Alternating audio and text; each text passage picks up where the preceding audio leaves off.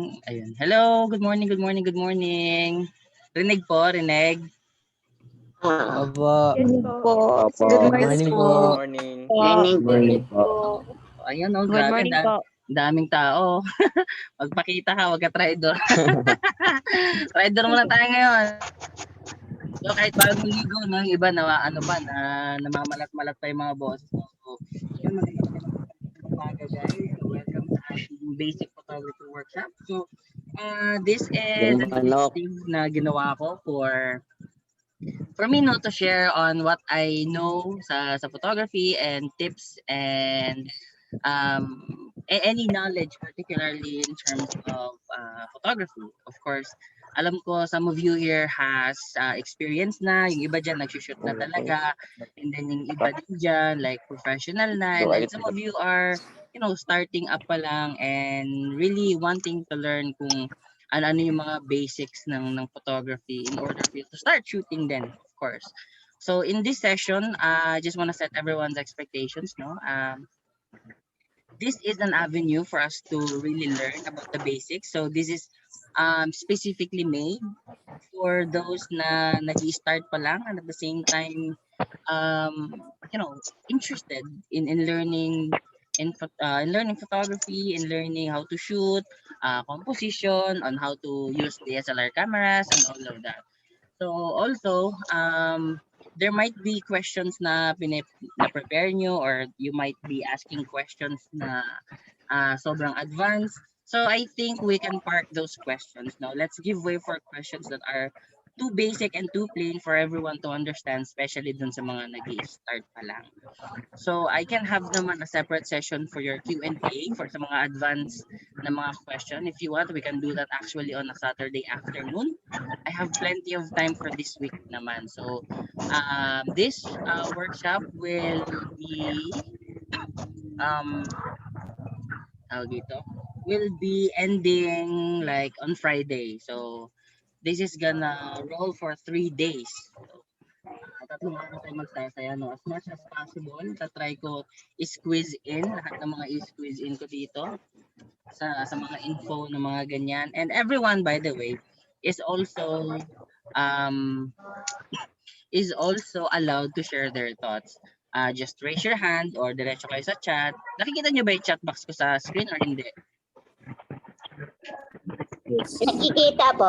Nakikita po. Nakikita po. I-minimize ko muna. Yan lang muna yung screen. Ayan. So, yan nga. Everyone is free to share their thoughts. Just raise your hand or state your name. I want to share something and all of that. I want to ask something. Ganyan. So, ayun, let's all learn together and help one another, no, in terms of in terms of learning dito sa photography. So on your screen flashes are my Instagram, Facebook. Please follow me, no, baka naman follow niyo lang ako, yan na lang yung yung ano niyo sa akin, tulong. So today we are the total of 47 participants, including me, 48 tayo lahat. So I believe there are people na hindi naka-join due to whatever reasons na meron sila, or perhaps meeting, day job, school, module, or whatever reasons. Pero it's fine. No? We can still share the knowledge we have sa kanila kahit doon sa GC natin. So before we begin, kasi marami tayo, of course I want to introduce myself. Sa mga hindi nakakakilala sa akin, I'm Adam. By the way, sino tong iPhone? Please change your name so that I can call you whenever necessary. Yeah. So andito yung mga friends ko, no? There are a lot. Shout out sa mga friends ko na nandirito. Sino ba yun? Ang dami nila eh. So, dami nyo. Right. And then some of you kilala nyo naman ako, yung some of you know. I'm Adam. I'm from Marikina. I've been shooting for 4 years na. I am an in-house photographer of Shattered Dreams Project, isang wedding and lifestyle photography team. So if you have like weddings in the future, or kakasal kayo, or anyone na kilala niyo kakasal, refer nyo kagad sa akin, sa amin. And I go by the name of Adamnesss sa social media kasi gusto ko lang. Adamnesss, parang your highness, awesomeness, gano'n. So, pinaghalo ko sa name ko. So, sorry. Mga ganyan, no? So, yan. Let me check. May mga nagchat-chat ba dito? Open ko lang yung chat. So, if in case mag-expire tong room na to, no, rejoin naman tayo. Hindi naman ako naka-premium kasi pulubin din naman ako. Doon ano lang tayo, freeloaders lang tayo, nakikilibre lang tayo sa Google, sa Zoom. Yan. So we are 48 overall. So hopefully no madagdagan pa yan. Later pala I'll ask na mag-open kayo ng camera or anything picture i-display nyo para i-shot ko lang for documentation. So before we begin, mag-pray muna tayo. Charot. Anyway, so before we start, no, do you have anything you wanna ask about me, and before I continue with all the workshop and that, kasi 2 hours lang naman yung workshop na to. Actually, kahit i-limit natin siya to 1 hour and 45 or 30 minutes para hindi naman kayo na hindi siya masyadong kumain ng malaking time sa inyo, kasi I know that may mga gagawin din kayo ng mga bagay-bagay. Alright, so shout out sa mga friends natin sa Mindanao, sa Visayas, and sa Luzon. So we are nationwide, no, na workshop na ito. So going back doon sa expectations ko, again, this is very, very basic. So if there are things you already know, keep it to yourself, or if you want to share something lang. But do not bombard people with, too much advanced info or detail or jargon para naman yung learning process natin, sabay-sabay tayo na mag-go sa mga proseso na ito. So, regardless if you're using a DSLR camera or if you're using a mobile phone, this workshop can actually help you, in terms of your day-to-day life in taking photos. Kahit sa mga videos actually no mag-a-apply dito yung workshop na ito. So kayo po yung na-feature sa news noon, di ba? Ay, sino yung na-feature sa news? Later, no, itingnan natin yung kung sino yung mga na-feature sa news na yan. So, shout out sa mga friends natin, na friend-ups natin dyan. So, i-minimize ko lang yung chat para mag-proceed tayo. So, dito sa ating basic photography workshop, ayan. So, mag-share ako ng mga, yan, shout up daw. shout up kay Faye. So, yun, share ko lang din yung mga photos ko dito sa workshop na. Mostly yung mga photos ko nandito, and then some of it ay kinuha ko sa mga friends ko with permission and all of that, right?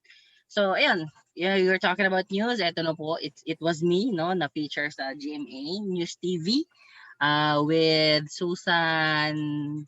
Susan tayo. Yun, si Susan tayo. So, na-feature ako because of the baha na nangyari.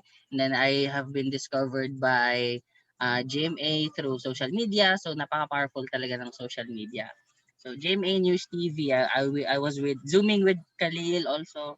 Binigyan ako ng camera, lenses, and all of that. I also have been featured sa Manila Bulletin, no, on how I managed to stay afloat despite the flood. No? Hindi man ako nalunod sa baha, pero nalunod yung ating mga gamit, pero hindi yung mga pangarap and yung mga motivation to continue and to be better. So yan yun siya. So that's me, no? Yan, super super nice. Thank you. So to move on sa ating workshop, wait lang ha, uubo lang ako ng konti ha. Yan. So guys, what's in it for me? Ano nga ba talaga yung mga i-expect natin in this session? So ngayon, kahit malamig, pinagpapawisan ako dahil na-pressure ako sa inyo, no? It's actually my first time to handle a huge audience this big. Na ang dami nyo. So medyo naninervyos ako kasi nandyan yung ating future Fuji ambassador. Andyan yung ating mga friends, no, mga shooters. So, what's in it for me? Ano yung mga expect natin? Of course, dun sa mga baguhan, I just wanna know first, no? By the raise of hand, let me check. By the raise of hand, sino dito yung yung talagang walang experience pa? Sige nga, raise of hand kayo, lalakihan ko lang yung screen ko. Yun, so hello Gian, no? Naka-camera si Gian. Walang experience, ay seryoso to ha. Mamaya yung may dito, dadaya nyo ha. So I have Joshua, Vina, Mark, Elizabeth, Bern, Rexy, JM, si Kay, si Justin, si Celine, si Michelle. Oh, Dami Ella Rose, Brian, Crisel, Aliyah, Demi, sino pa? So, we have Burns, nag-like si Burns. So, let me check. Ayun. So, madami-dami, no? Madami-dami din yung mga wala pa talagang experience. So, this is a perfect avenue for you to learn. And we have people with us also who will, help us explain things if there are things that I cannot explain or perhaps things I have explained too complicated. So, they will help me also to simplify that. So, Karel, okay. So, walang mga experiences and all. So, don't worry. Um, let's all learn together and, grind together in this basic workshop. So, what's in it for me? Of course, there's an intro to photography. I might be asking 1 to 3 people at a time para to share their thoughts about photography and why they choose photography, what made them interested, mga ganyan-ganyan. So I'll be calling random people or you can actually volunteer, no? So ayun, that's one. Shout out sa clan RMBL, ayan. Shout out sa mga kaklan natin sa COD, no? So intro to photography, what is exposure? Ito, pag-aaralan natin to kung what is exposure talaga. How to properly expose. Kasi minsan siguro na-notice nyo na yung mga shots parang ang dilim, ang liwanag, or perhaps naka-auto lang kayo and you really wanna take control of the camera instead of the camera taking control of you. So yun siya. Next, we have 3 basic settings for correct exposure. Ayan. So pag-uusapan din natin yung mga basic exposure na yan. And setting modes to set the exposure and basic composition tips. Yeah. So ito yung mga basic composition tips na feeling ko ito yung mas magiging interest ng iba when it comes to mobile photography kasi doon talaga siya doon talaga siya magfo-fall under in terms of shooting, in terms of hindi lang selfie but also of course doon sa um, pag-produce nyo ng image and all of that.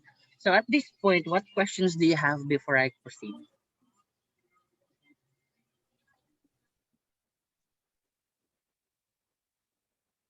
So I think that's a no question. So let's move on. So yeah. So in this photo po, what do you happen to see? How to ano po yung nakikita natin sa photo dito? Underexposed po. Underexposed. Ano pa? Hi, naririnig ba ako? Yes po, Layo yes ng po. tiyan. Ayun. So, yung tiyan ng lalaki, so parang naging ka-form siya nung vases dun sa gilid. So, dahil dun sa light. Ayan, oo. So, who's talking by the way? Faye. Ah, Faye.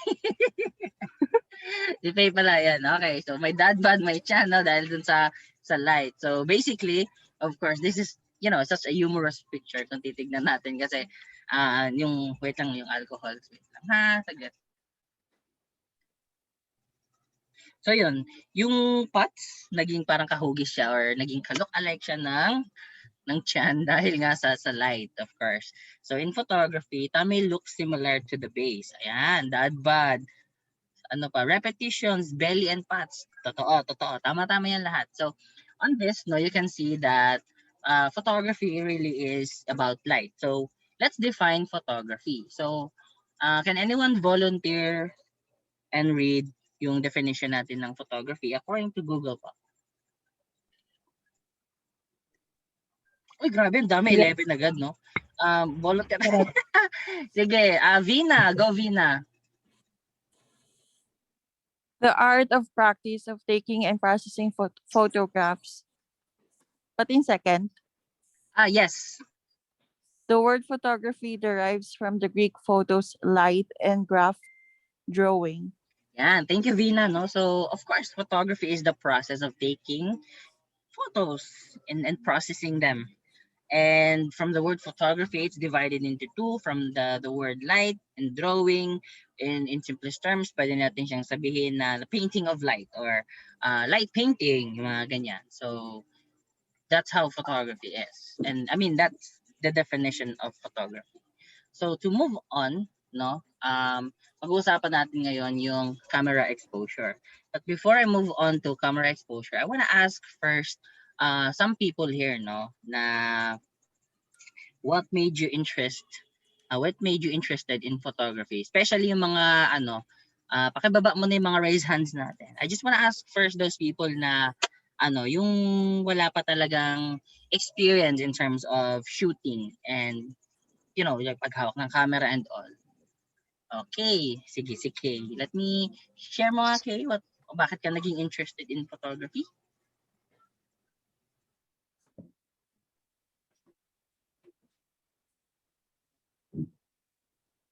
Hello, Kay. I think you're on mute.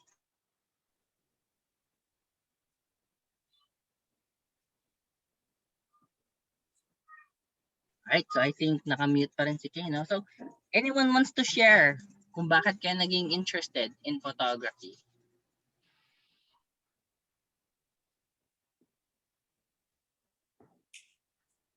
Okay, let me call on people na lang. Si Jao mismo, tawagin mo.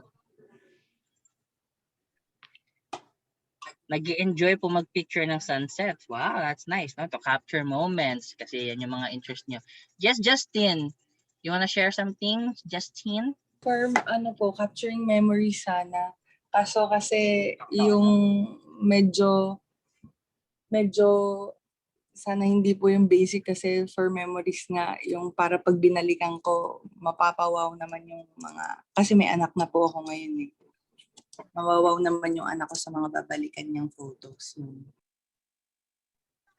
Ayan. So it's a good way kasi we freeze moments in time. Kasi a photograph once captured, alam natin na tawag dito, that's the only time na pwede natin siyang balikan or i-look back natin yung memories natin.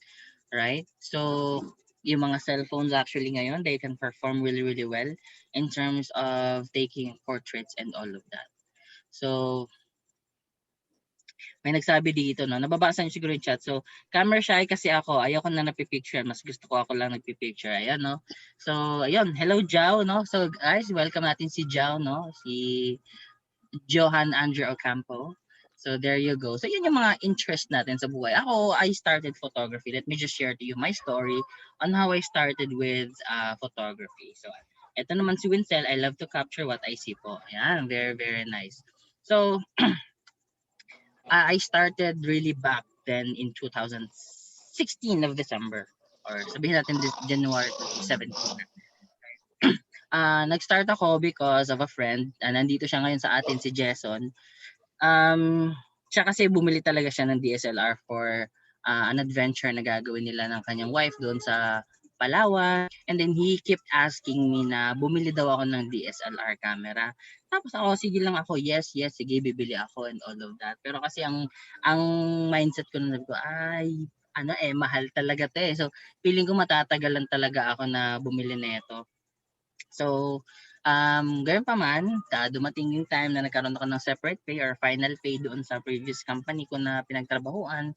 Nakuha ko yung amount of money na feeling ko na I can start and have my own DSLR camera. So for an amount of 14,000 na naipon ko na pera, I bought a DSLR camera through Facebook. Nag-search ako sa Facebook, ganito, ganyan. Sabi ko, Jason, tulungan mo naman ako, paano yung camera na, may pera na ako dito, pwede na siguro to. So we looked for a camera. Sabi ko, eto, send ko sa'yo. Maganda na ba to? Okay na ba to? Of course, just like every beginner does, when they have questions about camera, tinatanong nila, okay na ba to? Pwede na ba to? Maganda bang shot nito? Okay ba? Mga ganyan. So, minsan paulit-ulit lang yung questions natin kung maganda ba talaga to. And sometimes we actually look into the physical aspect of the camera, kung presentable ba siya tignan. So, make a long story short, I bought a camera, kasama ko si Jason, and I started shooting. Sabi ko, ang hirap naman ito.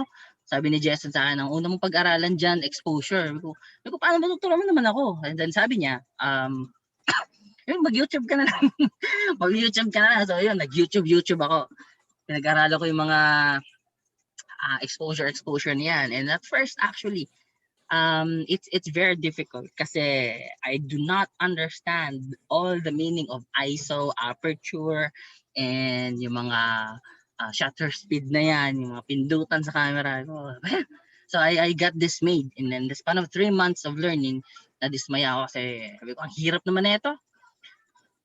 Ayoko na mag-photo. Until there was a time na binenta ko yung camera ko na unang binili, pero bumili ako ulit, pero same model lang. O, di ba?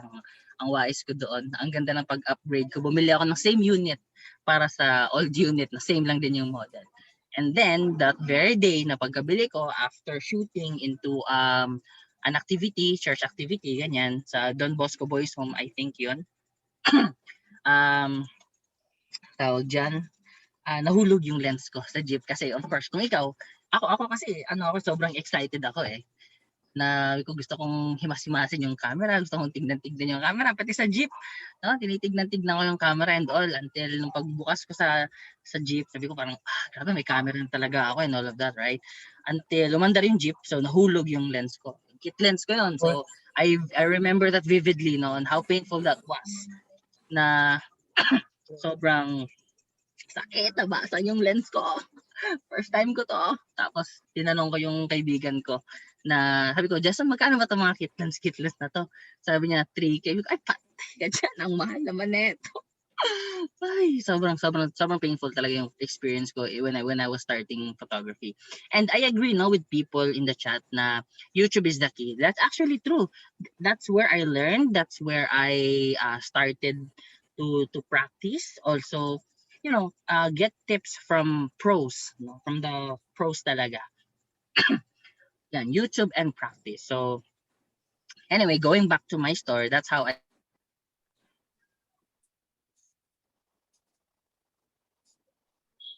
Sorry namit ako. So that's how I started with my journey in photography.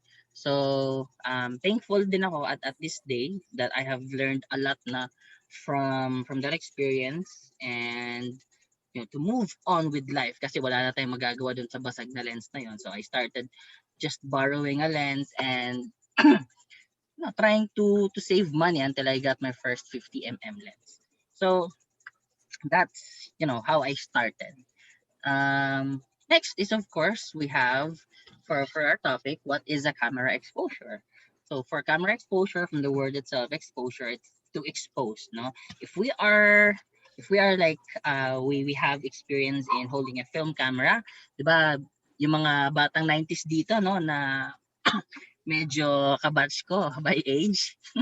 Alam natin yung film camera, how it works. And at the same time, sinasabihan tayo ng mga parents natin dati, oy, wag mong hawakan yan, may expose yung yung film yan, ganyan. So in exposure for the camera, of course, it is the amount of light which reaches your camera sensor or film. Yung sensor ng camera natin, I'm not gonna be discussing the technicalities of a DSLR camera, but what I'll be discussing about is on how we can properly expose and on how this is gonna be meant for application in our day-to-day photography, kineso. Yeah. So it is a crucial part of how dark or bright your pictures appear. So if you happen to notice on your shots na meron kayong parang tinatawag dito na underexposed or overexposed, parang ang tawag dito, yung mga dark photos mga ganyan. Wait lang ha. Sorry. Going back, So these are examples of what we call underexposed, brightly exposed, and overexposed. Yan. Have you ever had an experience na naging ganito yung photos nyo? For those na nag-start, yung may mga DSLR, may mga cellphone. Yes po. Overexposed. Underexposed. Lagi pong underexposed. Tapos underexposed. Mas madalas ba underexposed? Is it by accident or by choice? By choice. Oh, who's talking? I'm studying sa Limbos. Ay, sorry. If you speak pala, state your name para ma-identify ko po sino kayo. Okay, Pastor. Yes. Ives. So, underexposed by choice. Sino dito yung mga overexposed by choice or by accident? Accident. Overexposed. Yan, so meron. Spider-Man! Yan. So, yung iba, sabi dito, by choice, underexposed. So, itong mga by choice, underexposed, alam na nila ito on how to do it. But for those who do not know yet on how to properly expose, on the next coming slides, ipapakita ko sa inyo on how it's being done and on how it is being, on how to achieve that. Kasi, by choice din, if I would tell you honestly, underexposed din ako mag-shoot. Right. So to move on from this, we have here the details or the information of each photo. So from this one, as you can see, it's the image name. We have there the name of the image, and then we have the settings here. Ano ba tong 1/640? Hindi ko alam yan. Ano ba tong F? Ano ba tong 5.0? Ano ba tong ISO 800? That to those who do not understand yet on how to read this, later I'll teach you po.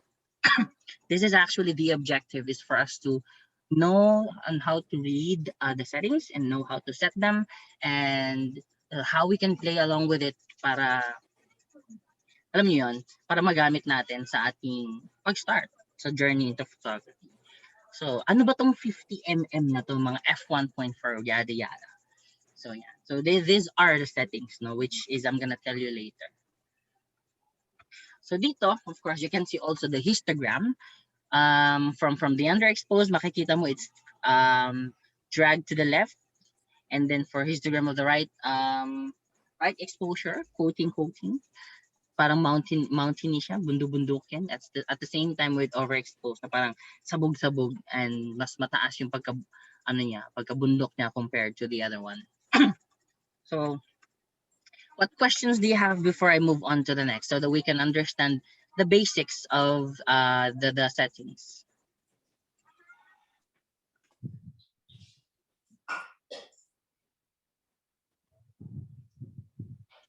Okay, I think walang question, no? So to continue, we have what we call histogram. So for histogram, can anyone read it for me po, for histogram po?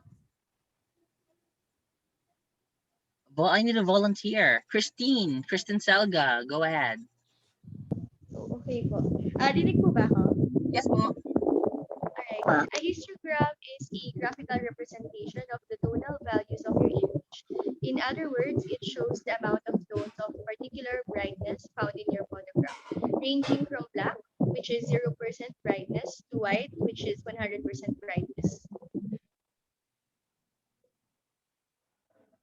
Yeah, thank you so much. No, it's a representation of your tone values in the image, and for the most part, makikita nyo siya in your camera also. I'm not sure kung sa cellphone nakikita din siya to some point or another. This is the histogram, but when you plug it in or import the photos in Lightroom, makikita nyo yung tinatawag na histogram. This is the histogram po. So it shows the amount of tones from black, which is 0 brightness, to white brightness. Now, paano nga babasahin ito, Adam? Kasi until now, parang nalilito pa din ako eh. So, yes, Yves, you wanna say something, sir?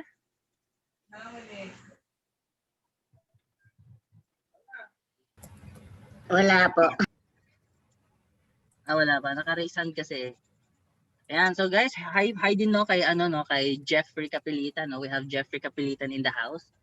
So thank you, no? We have Joe, we have Jeffrey, mga malalakas na friends natin diyan, mga inspirasyon natin sa buhay.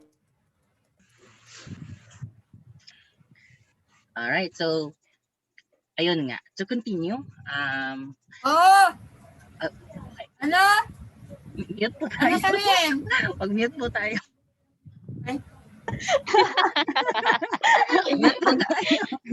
Natawag pa po. Hindi ka naman po galit, no? Tinatawag po siya. Hindi naman tayo galit. Pabili po ng Huwag po tayo suka. magalit, ha? Bili ka daw ng toyo. Okay lang. Comedy moment. O yung manok dyan, ha? Adobohin ko yan mamaya. Anyway, to continue, no? Kidding aside, yun nga sa Histogram. Adam, kasi nalilito ako, what is Histogram, and I still do not understand how to read it, and the mountain and the blacks and the white. Paano ba yan? So, here's how it goes. So, on this slide, as you can see, no? If it's underexposed, it's difficult to recover in post-process. But may mga disclaimer ako na sasabihin dito, and of course, this is just to ensure, no, for you as beginners, for you as those who are starting, you start with the right process. Siguro i-disregard niyo muna yung mga narinig niyo from earlier na I'm shooting underexposed by choice. I'm shooting this because I want underexposed images rather than rightly exposed. So, bibigyan ko na siya ng disclaimer kaagad in order for you to start with the right process. And over time, if you think you know your camera capability, your shooting style, your post-processing skills, I think there's nothing wrong in shooting underexposed images. So just shout out, sabi ni Ivan Kinyal. Alam mo, para na tayo nag-stream na ito. Shout out sa mga may maghuhugas pa ng pinggan dyan mamaya. So, ayan, thank you. So, to continue, underexposed, it's difficult to recover in post-process.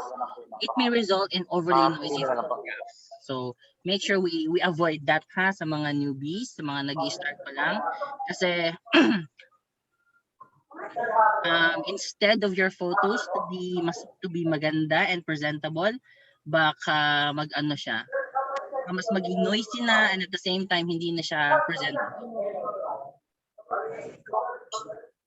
So a part of histogram, we also have exposed to the left. So generally it's acceptable, and for the most part, ito yung sasabihin ko na ginagamit ko talaga, exposed to the left, in terms of having that histogram. So photo may get noisier if it's pushed in the post process. So you should use a lower f number or shutter speed if possible. So I will also help you later on on how to read and how to understand the f stops, or what we call shutter speeds. But for now, let's understand first the exposure para later when we move into the components on how to expose, mas alam natin at nakikita natin on our end that ito pala ay overexposed, ito pala ay tama lang, ito pala ay sunog na or underexposed na. Alright, so what questions do you have before I move on po?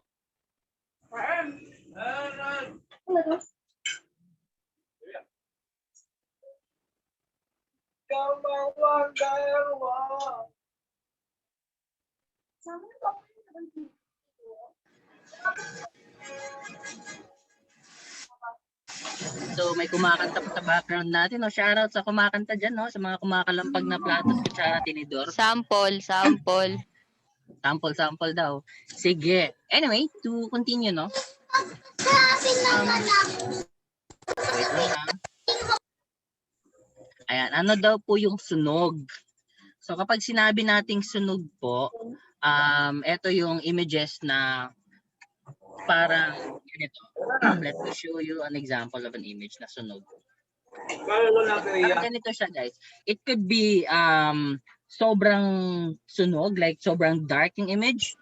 Pero ito kasi hindi ito masyadong dark pero ang binasahan ko kasi nito is yung histogram na underexposure. So just for the purpose of helping you understand how it works, magiging sunog to pag it's overly dark, and magiging sunog din yung image mo kapag sobrang sabog or sobrang blown out yung highlights mo. That's what we call sunog po in terms of exposure. But thank you for asking that. So yun, for not neutral exposure, but I hope I was able to answer your question before I move on. Nasagot ko ba yung question pala sa nagtanong po, Mr. Sir? Wait lang ha, try ko paano i-mute lahat kasi hindi ko alam paano i-mute lahat to unless sa BJN eh. Paano ba i-mute lahat dito? So, mute.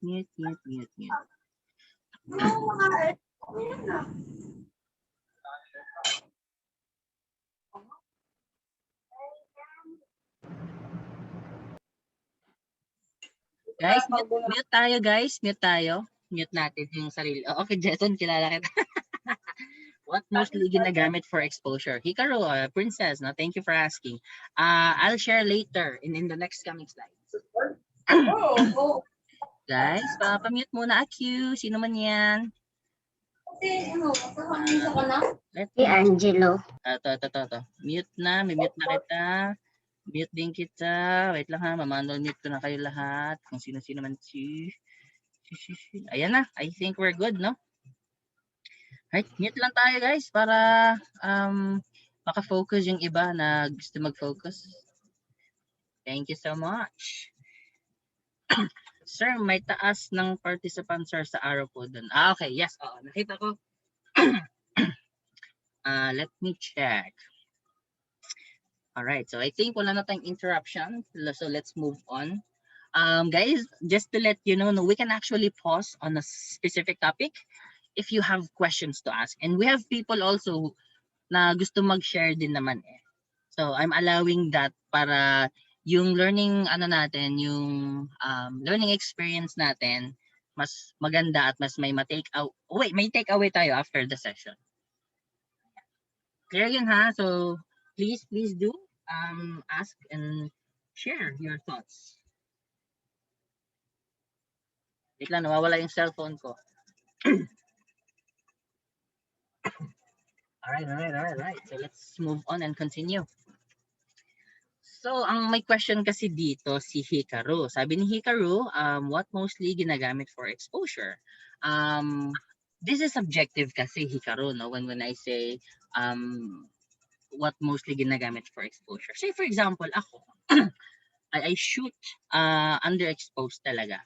The reason why I shoot underexposed is number one, ay alam ko yung capability ng camera ko at alam ko yung workflow ko in terms of editing kasi alam ko kung number 3, alam ko din kung kapag inedit ko na siya, kung masisira ba yung image or not. So subjective siya.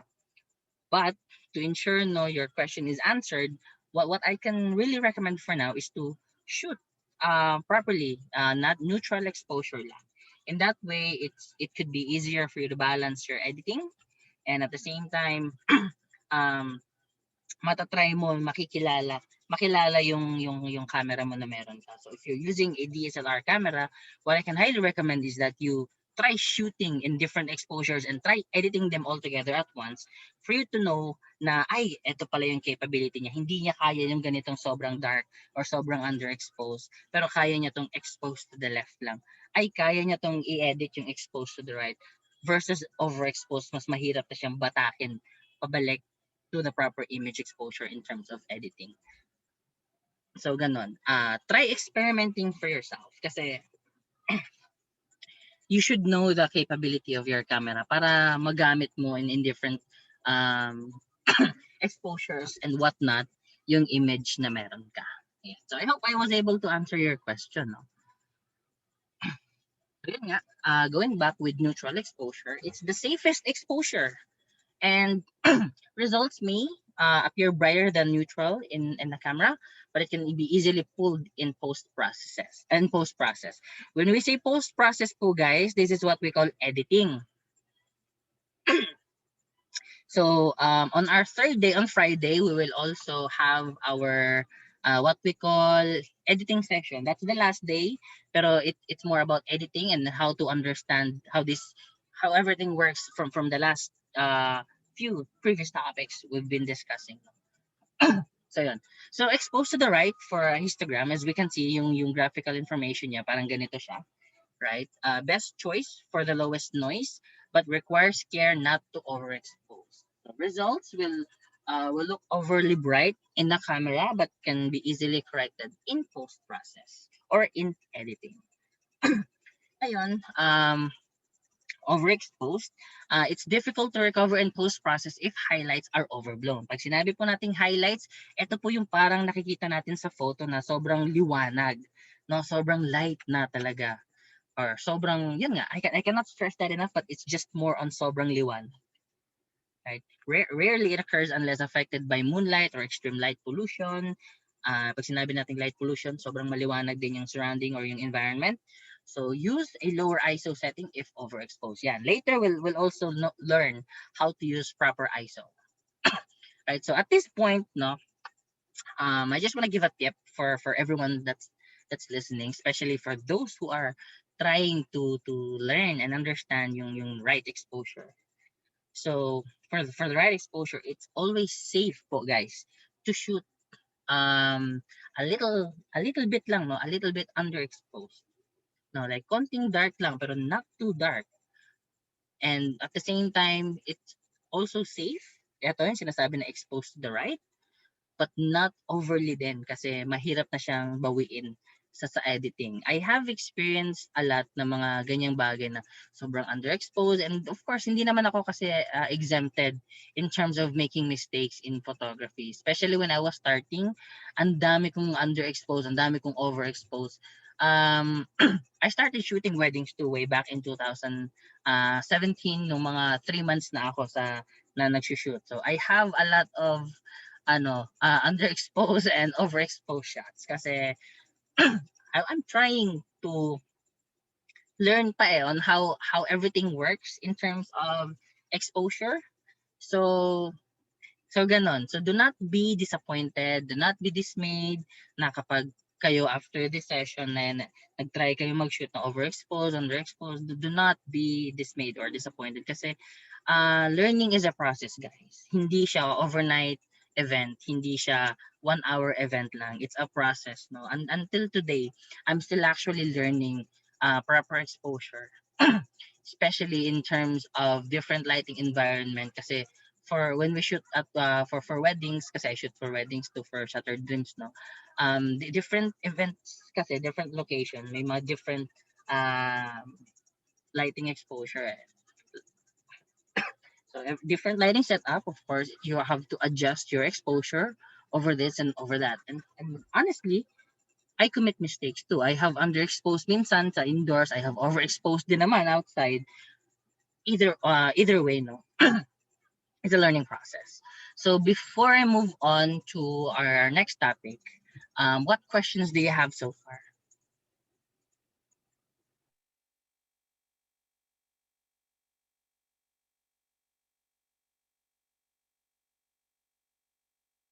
Okay, so I think wala na tayong questions for now. So I believe everyone understand what overexposed, neutral exposure, and underexposed means. Okay, I'm gonna take that as a yes, huh? Thank you, huh? Thank you. So to continue, so guys, the next topic that we will be discussing is on how to expose properly and what are the factors that affects proper exposure. So here are the things that affects our exposure. We have ISO, we have shutter speed, and we have aperture. This is actually a cheat sheet that I can share with you if gusto nyong mag-request ng copy nito, or you can just actually Google that. Google that in Google. So search nyo lang tried exposure or cheat sheet for exposure. Lalabas na ito. So ngayon, ang question is, Adam, paano ba basahin yan? Ano ba tong shutter speed na may down? Ano ba tong aperture na may to the left na sinabi brighter? Ano ba tong ISO na pataas pag sinabing brighter? So, for that, no, this is how it works po. So this is how it works, no? But before we know how it works, let's define first what is an ISO. So ISO is, let me call a volunteer. Pwede ba mag-volunteer ulit sa atin? Tawagin ko si Bern. Nag-volunteer si Bern. Sige, Bern, go ahead. Hello po. Naririnig Bern, po? Yes po, clear po. Okay po. What is an ISO? The acronym ISO itself is a reference to the International Organization for Standardization. However, this organization does far more than define camera sensitivities. It promotes universal standards for measurements of all different types on an international level. Fun fact, instead of calling themselves the iOS, the title ISO is in reference to ISOS, which means equal. ISO also means sensitivity to the light. Also, it affects the grain. Ayan. So, thank you so much, no? So, ISO. The definition for ISO, hindi talaga yan siya na acronym na I is for insensitive, sensitivity, whatever, no? So, that was just a corny joke right there. So, fun fact, no? Instead of calling themselves IOs, the title ISO is in reference to ISOs, which means equal. So, in layman's term, in the most simplest way possible, para hindi na tayo ma-confuse on whatever this acronym ISO is referencing to, when we say ISO, this is your sensitivity to light, your camera's sensitivity to light. If you happen to check right now yung mga devices nyo, let's go to our gadgets. Sige nga, let's go to our cameras or cell phones. If you have it on hand with you, you can see there on your camera, you have buttons there na ISO. May recitation, 20% din yan sa class standing. Oo, may recitation to, no? 20%. So, thanks, John. No? Gagraduhan natin itong mga nagpa-participate. So, guys, later pala, no, I'll be sending a link for you to put in your name for attendance. Kasi I want to make sure lang, no, for those people, para ma-acknowledge ko kayo, and I just want to thank you all for helping me out with this passion project. Kasi I have something for you din in return for helping me out with this project. Is everyone checking their gears right now or their camera, whatever? If not, that's fine. But it would be best that we can actually try to check also para makita natin.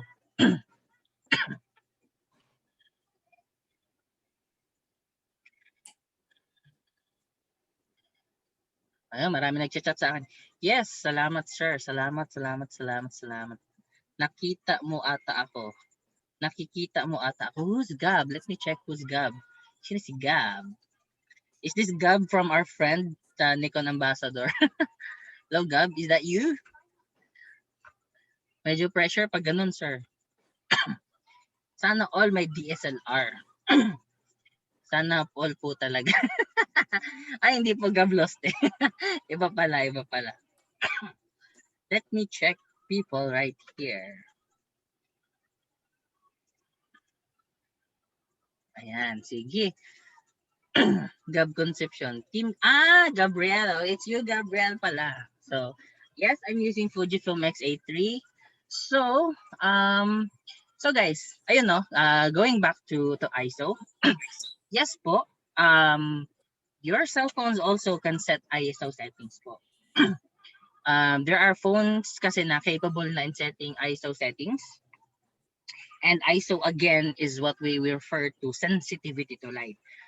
Say for example, you are in a dark room or you are in an indoor, sabihin natin nasa nasa loob tayo ng isang sala, sa sala nyo, right? So, of course, the lighting condition in your living room is different than what's on the outside.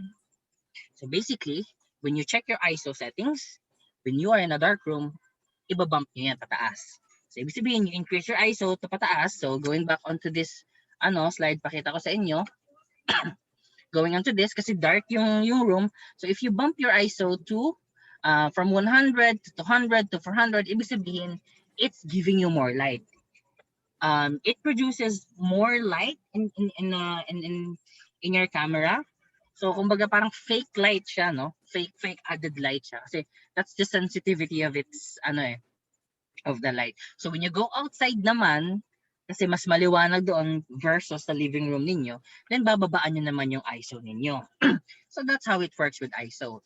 It's, whenever you adjust your ISO in dark locations, you have to bump it up para magkaroon ka ng proper exposure. And whenever you are outside, you have to bump it down too so that you can have a proper exposure then. Right? Kasi if you're outside using a high ISO, what do you think is gonna happen? Ano sa tingin nyo yung mangyayari? Overexposed. Overexposed. Overexposed. Right? Totoo. Bakit? Sobrang liwanag. Sobrang liwanag. Bakit magiging sobrang liwanag? Noise sa image. Yeah. Magiging maliwanag kasi maliwanag na nga yung surrounding, yung lighting condition. and then tinaas mo pa yung ISO. So, sunog yung image mo. Right? That's what we call sunog. So, that's how ISO works. Pro tip lang for ISO, whenever you are shooting in a super light or in a good lighting condition, say for example, outside, outdoors, use the lowest ISO possible para makita mo yung proper exposure mo in adjusting your settings. That's just for ISO for now. Wala pa tayong pinag-uusapan na shutter speed and wala pa tayong pinag-uusapan na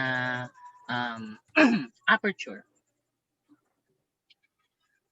Okay, clear tayo doon, guys. So, pro tip, again, if you're outside, use the lowest ISO possible. And if you are inside, use the most tolerable ISO possible. Para hindi magkaroon ng grain yung image mo, hindi magkaroon ng noise yung image mo, at hindi ka mahirapan in the post-process or in the editing part. Right? So, what questions do we have so far from here? So, wala. So, kung wala kayong questions, guys, I'm giving everyone a 5-minute break muna to go to mag-CR, maghilamos, or mag-toothbrush, or whatever. Let's have a 5-minute break din. Kasi magti-take lang din ako ng shake ko. ng shake ko. Go po, go po. Thank you. Be back after 5 minutes lang. Thank you po. Okay po. Thank you. Okay na po ako. Okay na din po sa akin.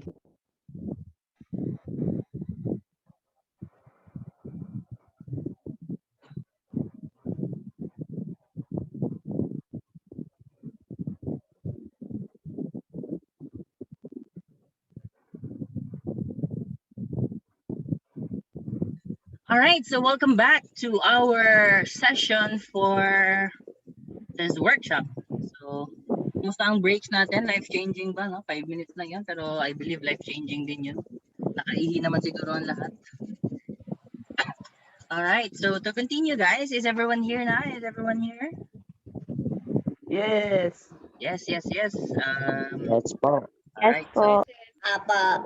pa-access na lang ako later ng ng sheet. So anyway, to continue, no, for ISO, may question lang tayo dito. Sagutin natin before we continue. Kasi I think this is an important question too eh. So balikan ko lang sa taas. So very light. Photographer na, singer pa si Sir Jao. Oo, talaga. Pakantahin nyo lang ang pakantahin yan. Ito pa, may add to cart pa dito. Add to cart daw, 3-3 ngayon.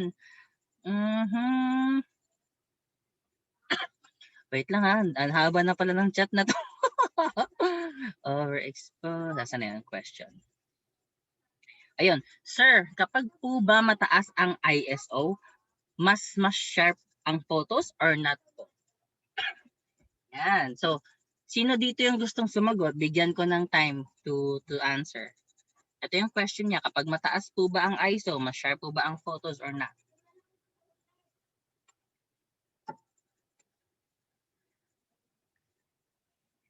Okay, I'll call my friends. Let's call unahin natin si Jao. Jao, pwede ka ba magsagot, Jao? Kapag daw ba mataas yung ISO, mas sharp daw ba ang photos or hindi?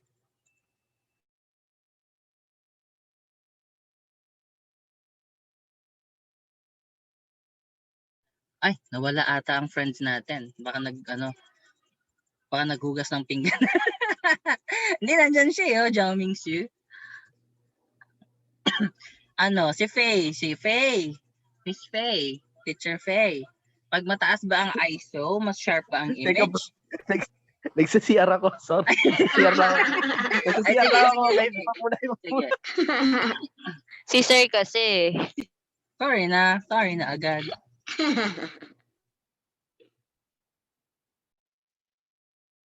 May nag-raisan po si Sir. Si Miss Bern. Sige, Bern, while we are waiting for Jao to answer, what's your take on the question?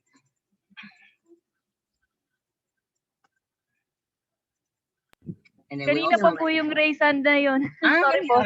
Let's po na baba. Winsel. Pwede daw ba manghula? No po. Pag mataas ba ang ISO, mas sharp ang image? Yan. Si Ma'am Christine, sir. Christine. Sige, Christine. Go ahead. Hula lang po. Okay. Pagka higher ISO, yung image hindi siya sharp kasi mas sensitive sa light. So yung details nung kinukuhanan mong subject, mas makakompromise siya kasi mas nangingibabaw yung highlights or yung exposure nung light. Ayan, you have a point there, no? Christine, that's actually on point. Right? Sino pa? Ay, Jao, tapos ka na mag-CR. Tapos ka na mag-CR, Jao. Let's call Hello? on, ayan. Sige. Hindi, alalahanin nyo lang kasi syempre sinabi kanina, di ba? Ito nakalagay na, ISO affects the grain. So, if mataas ang grains, ano mangyayari sa image? Hindi na siya sharp, di ba? Yeah. Actually, ganun siya, guys, no? That's right. So, itong mga nagsagot, I think it's a no since it's focused on the light and light of the subject. It has a point, actually. Well said po, grainy pag mataas ang ISO. Ayoko po mag-mic, shy type po ako, hahaha. Okay, it's fine. So, I can say, no, na kapag bump up na masyado yung ISO mo, nawawala na kasi siya ng tinatawag na crisp sa image or yung tinatawag natin na sharp. So yung sharpness na yon kapag sobrang bump up yung ISO mo, well, what's gonna happen to your image is blown out yung highlights. However, there is an however here kasi. Ang mangyayari kasi nito, magiging subjective pa din yung tinatawag natin na sharpness kasi different cameras, different lenses will give you different outputs too. So, let me call on a friend, si Jason. He wants to share something then. Go ahead, sir. You can share something. And then yung question mo later, Mark, what is grainy? I'll answer that question too. Go ahead, Jason. Chat na lang, di ako makasalita. Sige, ako na lang. So, yun na nga. Subjective din kapag nakabump up yung ISO. Mahal, may warehouse na kasi. Wait lang yung warehouse. Bakit? Baka... Mute lang kita. Yan. So guys, yung warehouse natin, no, later na lang. Sorry. So anyway, going back, no. My point, of course, there is always a point here. Wala namang right or wrong answers dito, but what we're trying to make sure na we're practicing the right things. Kapag sobrang, again, just to have a recap, no? Kapag binump up natin yung ISO natin, since that is a sensitivity to light, what affects is yung grain, kagaya na sinabi ni Jao. So, hindi na magiging sharp yung image mo. That's the most basic, plain thing that I can answer to that question. Pero magiging subjective siya kapag we move on to the technical side of things and we move on to the more advanced. No? Kasi kapag ang camera mo naman ay, say for example, yung camera ni Jao, it's A7R3, right? Yung A7R3, kahit i-bump up mo yung ISO to 4,000 yan compared to your 4,000 on your 600D, say for example, napakalaki kasi ng difference nun eh. Right? Yung camera capability kasi, no, kapag yung camera capability mo, i-compare mo doon sa mas higher end ng specs, hindi mo siya pwedeng magkaroon ng side by side comparison na ay dapat pareho kami kasi 4,000 naman yung ISO namin eh. Hindi kasi siya magiging ganun. Magkakaroon siya ng malaking gap kasi yung A7R3 kahit 4,000 yung ISO niyan, malinis pa din yan. kahit paresan mo pa yan ng f4 na lens, it's still gonna be really clean. Versus 600D, entry level, 4,000 ISO, kahit mag f1.4 ka pa dyan, magiging noisy talaga siya. Magiging grain. So ano ba itong grain na to? The grain is, ito yung nakikita natin sa photos na parang mga tuldok-tuldok. It's the same as noise. If napansin nyo in your photo na meron siyang parang mga maliliit na tuldok-tuldok na parang dumi or parang dust, right? That's what we call grain or that's what we call noise in terms of an output. Granules, yung mga pangluto, no? So yun. So mirrorless, less po or no grain. Subjective din sir, kung regardless kung mirrorless kasi, for example, mirrorless mo is Fujifilm X-A3, na side by side comparison mo siya sa DSLR na 5D Mark IV. So, ganun pa rin. It's always gonna be subjective. But let us always remember the lower the ISO, the sharper the images in general in the rule of thumb. Alright, so what questions do we have so far po in terms of ISO?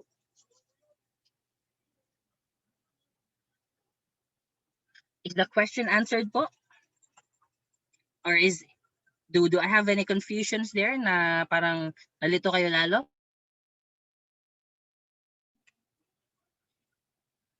Guys, wag mahiya ha if you are confused ha. Kasi again, this is a perfect avenue for us to learn. Kung confused kayo dahil sa explanation ko, ita-try ko i-correct. Right? Kasi minsan talaga nakakalito talaga ako na kausap. Alam ng mga friends ko yan eh. Sir, may question po ako. Si Bern po to.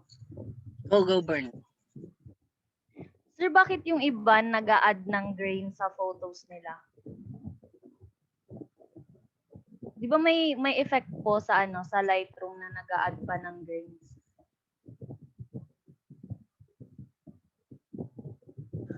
Okay, so Bern, bakit nga ba nag-a-add ng grain yung iba sa photos nila? So that's an advanced question. Is it okay if we can park that for now? Please mark it down or isulat mo siya, then let's have that answered on our Q&A portion po. Okay. Sa, po. perhaps you, on a Saturday na para for advanced learning. Ayan. Opo. Thank you, sir. Okay, thank you. All right, so I think now we're all good with ISO, no? Just remember the settings, guys. Always remember the settings. The lower the ISO, the sharper your images, and it always affects your gain. So ISO is again a recap, sensitivity to light. Right? Ayan. So idugtong ko lang, no? Sabi ni Jao, no matter how advanced or mahal ang gamit ng camera or lens, if mataas ang ISO mo, grains will be present. Thus will affect the sharpness of the photo or the video. Yan. So, take note po natin yan, guys. Thank you, John, no, for sharing. Alright, so next natin is what we call yung shutter speed. So, ito yung shutter speed, guys. Dito na papasok yung, from the word itself na shutter speed, kung gaano kabilis yung shutter mo. Way back when I was practicing, share ko lang yung story. Gabi yun, it was a night, during a night setting, and I was still learning on how to use shutter speed, ISO, and aperture, and all of that. Pero yung gamit ko back then, kit lens lang eh. So, it has an aperture of 3.5. So, yung shutter speed, I thought nasira yung camera ko. Kasi nung clinic ko, nung sinut ko yung mga kaibigan ko sa church, mga kapatid ko, pag pindot ko, ganon. Parang sabi ko, ba't ang tagal? Kasi normal na shoot ng camera, ganon lang eh. Like parang ang bilis lang. Pero bakit ang tagal? So, akala ko nasira. Nag-worry talaga ako. Sabi ko, chinat ko na yung mga kaibigan ko. Uy, paano to yung camera ko? Ang tagal magpindot. Tapos, yung output ko pa, parang shaky lahat ng image. Tapos parang ang galaw-galaw ng mga ilaw. So, nag-worry ako. Sabi ko, baka sira na tong camera ko. Sayang naman, wala pang 4 months. Sira na agad. So, yung pala, later then I realized that it was the shutter speed pala na naka-affect ng image ko at naka-affect ng performance na gusto kong mangyari sa photo. So, for shutter speed, let me call on a volunteer. Sige, volunteer tayo ulit to read, no? Can we have someone to read for us? Raise your hand na lang. Ako po, sir. Ako po, sir. Your name is? Bleselda po. Go, Bleselda. Share. Read pala, read. What is a shutter speed? So, shutter speed or exposure time is the length of time when the film or digital sensor inside the camera is exposed to light. Also, when the camera's shutter is open when taking a photograph. The amount of light that reaches the film or image sensor is proportional to the exposure time. Ayan. So, thank you so much, no, Bleselda, for reading. So, shutter speed, guys, ito yung manonotice nyo sa inyong camera or sa inyong settings. If you look into your settings later, kasi we'll get into that, isa-isahin natin to so that we can test for ourselves kung saan man tayo nakaupo ngayon, ano man nasa harap natin, we can try to check how tried exposure works. So, that's how fast yung shutter mo, no? Siguro may naririnig kayo ng mga ganyan-ganyan, right? Ng mga sobrang bilis ng mga shutters.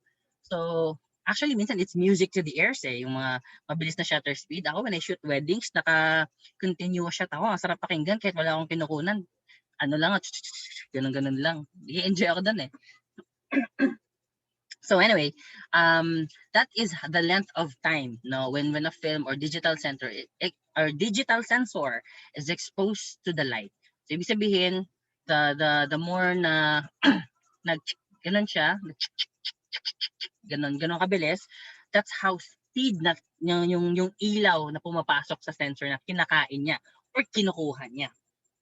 So it affects also your exposure kasi again, for ISO, it's your sensitivity to light, and your shutter speed is the amount of light that goes inside your camera or your exposure time. Kung gaano siya kabilis na expose sa ilaw, sa liwanag. Mabilis lang or mabagal, ganon. Are we getting the point for shutter speed po?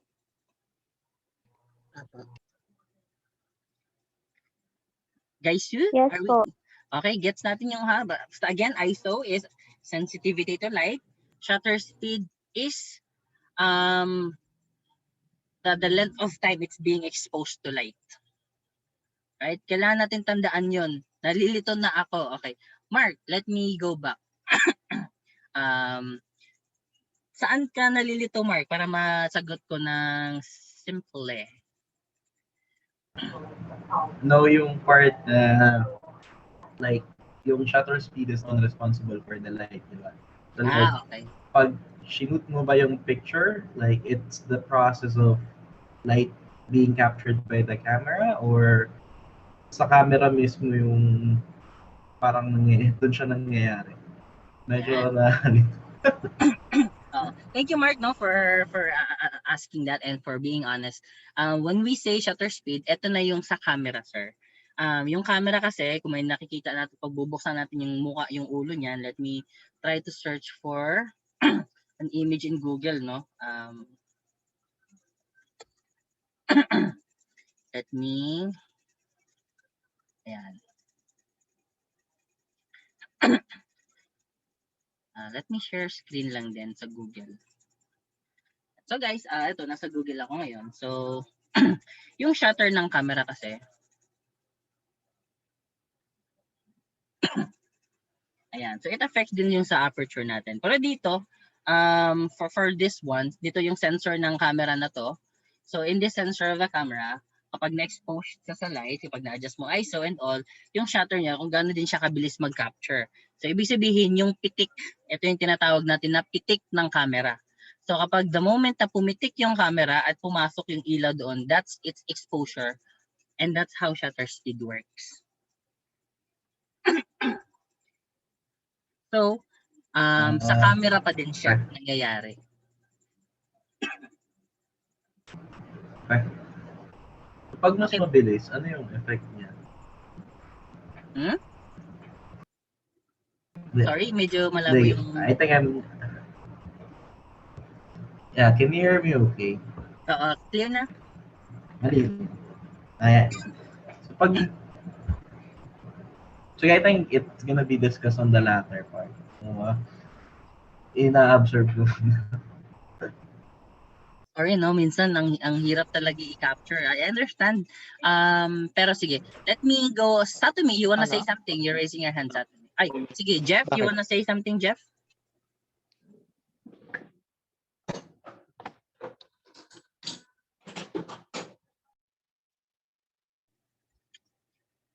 Yes, Satomi, you raised your hand and I believe si Sir Jeffrey.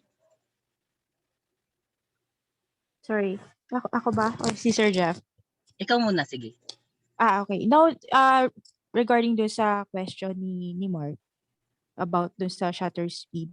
So, it just yung understanding ko yung difference sa ISO tsaka shutter speed. Yung ISO, di ba yun yung exposure, yung na-apektuhan niya yung parang may granules dun sa photo. Yung sa shutter speed, yun ba yung amount ng ilaw na nakaka-capture every time na i-click mo yung camera, like kung gaano ilang seconds siya nakaka-capture yung light na napupunta sa camera, ganun ba yun? Exactly. Thank you, no, for sharing your thoughts on that, Kim, Satomi. Okay. Yeah, thank you kasi yung question ko rin yun. Just to confirm kung tama yung pagkaintindi ko. Thank you, thank Tama. you. Actually, tama kayo ni Mark, no? It's the amount of light, pero as complicated as it seems, it's just the click ng camera, yung gano'n ng camera, yung pitik ng camera. So the faster your shutter speed is, later we'll discuss on ano yung magiging effect and factors ng mga mabilis na shutter speed and yung mga low shutter speed. I'll share some images too, in Google perhaps. Right, but again, ISO, sensitivity to light, shutter speed is the exposure of light on a camera sensor. Right? So, in Tagalog, yung bilis ng pitik niya.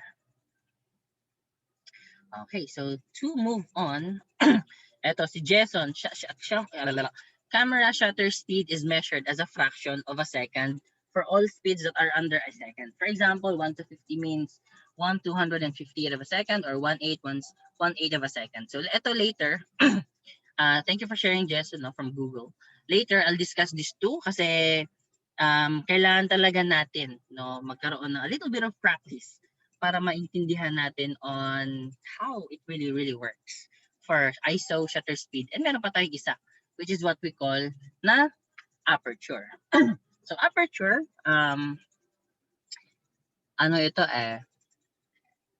ito siya, share natin. Alright, so anyway, who can volunteer for us to read? This is one of the elements also in terms of your exposure. Kasi kailangan natin to. So who wants to volunteer for reading or to read? Who wants to volunteer to read?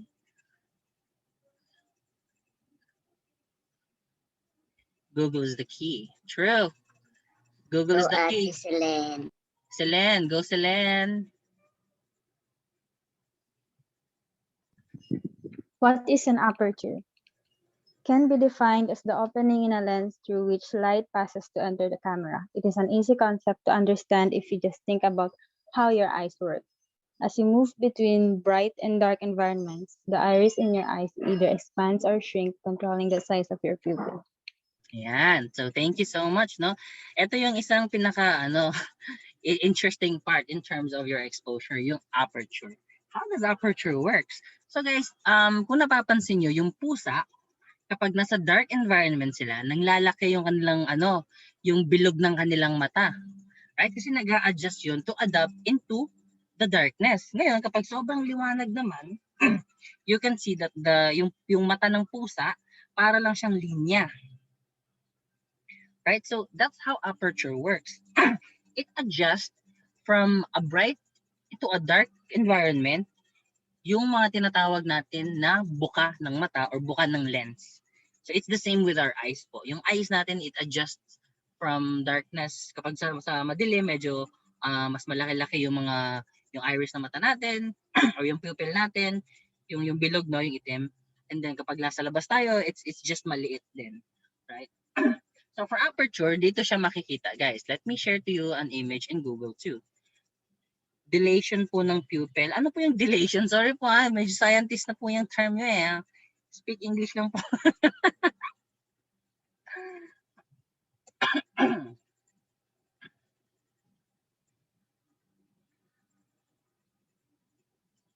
Yung sa mata. Ano ba? I-Google ko na lang yung dilation. Ang hirap ng English niya. Reaction or condition. Okay. Dilation. Ayun, yung dilation, yung pagbukas ng mata. Dilation. Dilation or dilation? Dilation. Dilation. Dilation pala. Sorry na, naghalo na yung Tagalog at English ka. Nag-a-adjust yung mismong pupil. That's right. So, this is how aperture too. Let me show you different aperture in Google, no? And for different aperture, I think I'll go back na lang dito sa aking sorry. Ito po. In this image, you can see, no? Sa baba, itong tinatawag natin na aperture. Yung mga lenses kasi, if you happen to notice, iba-iba yan eh. Iba-iba yan. Different lenses again gives different output. So when I was starting also in photography, or actually kahit hindi pa ako nag-start, nakikita ko yung mga photographer ko, ang dami naman ng lente niyan, iba-iba. Pwede namang isa lang, picture lang naman yan. Ganyan. Ganyan din yung reklamo ko dati. Iba-iba yung lente. Yung pala, it has different pala. May iba-iba silang functions and may iba-iba silang purpose. So the larger the aperture, yung sinasabi natin yung buka ng mata, the larger yung buka ng mata, the more light comes in. Compared to, eto, if you can see, no, on this one, kapag mas mataas yung aperture, or yung, say for example, f22, which is maliit na yung niya, yung silip niya sa kanyang mata, everything is in focus, and at the same time, dark yung mga images na mapoproduce niyan if you will not compensate your ISO and shutter speed. Kasi all of these three, they all work together for proper exposure. Ang tawag dito is triad exposure. So say for example, yung mga apertures na to nakikita nyo sa baba. Yung mga lenses, again, they have different apertures. Say for example, I have a 50mm lens f1.4. Ibig sabihin kung ito ay 2.8 at f1.4 yon, so ibig sabihin mas malaki ng buka ng mata ang dito. So ibig sabihin, the more light it brings, the more light it gives doon sa camera. Pwede ko rin masabi na it can perform better in terms of light in dark environments or dark lighting conditions. Kasi again, the more na mas malaki yung mata niya, the more light comes in po. Right? So that's how our aperture works. So later, I'll show you also a cheat sheet on how to, compute or to use the settings ng ISO, shutter speed, and aperture. But for this, since we have already discussed the aperture, ISO, and shutter speed, so the lower your aperture is, the more na bumuka yung mata mo, the more brighter yung image na mapoproduce mo. It's the same with your ISO naman. Yung ISO mo, the more na itaas mo siya, the brighter yung images is, and kapag baba naman, the darker it is. So kung nakita nyo, may gradient yung kulay ng arrows dito kasi this is from dark to bright. Now, it's the same with your shutter speed. So shutter speed is read as 1/250th of a second. So ibig sabihin, 1/250, ganun kabilis yung shutter speed mo, ganun siya kabilis. Right? So kapag pababa naman yung shutter speed from 125, 60, 130, the more siya nagiging shaky. So kapag minsan nagsishot kayo, napansin nyo parang ang shaky ng image nyo, ang tawag dyan motion blur, dahil siguro yung shutter speed nyo ay mababa. So you have to properly compensate then, especially if you're shooting yung mga fast-paced events, no? Kapag mababa yung shutter speed nyo, magiging blurry talaga yung image nyo, magiging shaky talaga. So as a rule of thumb, by standard, what I use and most of my friends use, no, when I have asked them, is when we use 1/125, that's the standard that I use in my portraits. Kasi portraits, steady lang naman eh. Sasabihin mo, okay, steady ka lang dyan, smile ka konti. Oh, ganun. So, hindi siya naging shaky kasi mabilis din naman yung shutter speed. It's 1/25th of a second. So, the more na tumaas yung number mo, 1/250, 1/360, 1/720, the more na pataas siya, the more it becomes darker for your image. And the more na pababa, the more it becomes brighter din. So, all three, for ISO, shutter speed, and aperture, they all have balance and they should work together to compensate your exposure. All right. So for this point po, do we have questions or anything you want to clarify before I move on to the next?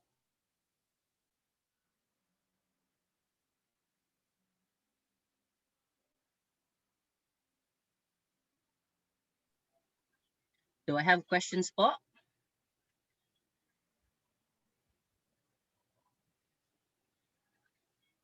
Yellow. Wala po ako. I think wala, no? So far, naiintindihan ba ng lahat? Nauunawaan ba? Or nako-confuse? Wait lang, let me check the chat. All good, sir. Wala po. Okay, wait lang ha. Give me saglit.